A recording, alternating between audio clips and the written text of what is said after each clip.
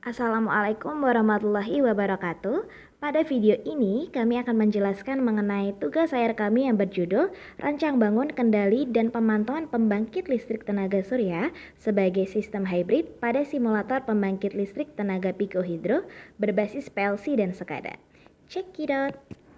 Pada PLTS ini, kami menggunakan panel surya 400 WP untuk digunakan membebani beban lampu sebesar 200 watt.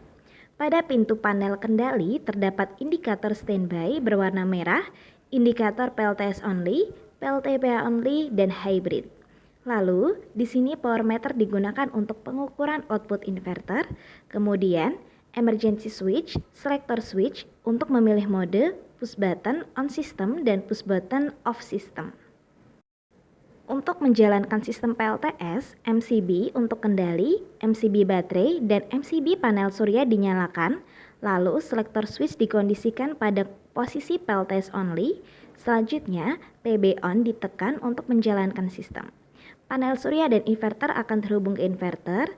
Jika inverter telah menghasilkan tegangan AC, maka baru akan teraliri arus. Untuk pemantauan PLTS dapat dilihat melalui display inverter dan power meter. Pada display inverter terdapat hasil pengukuran dari output panel surya dan baterai. Pada power meter terdapat hasil pengukuran dari output inverter dengan parameter berupa tegangan, arus, daya aktif, daya reaktif, daya semu, faktor daya, dan frekuensi.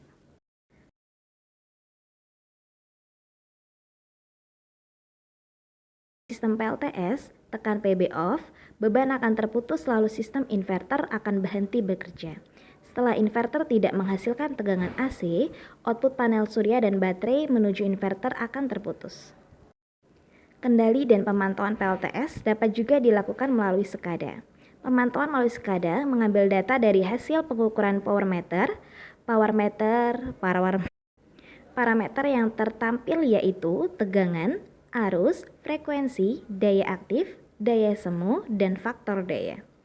Untuk menghidupkan sistem PLTS melalui SCADA, selector switch pada kendali dikondisikan pada posisi PLTS only secara manual, kemudian menekan tombol on pada tampilan SCADA bagian PLTS only untuk memastikan sistem PLTS Untuk mematikan sistem PLTS, tekan tombol off pada bagian PLTS only.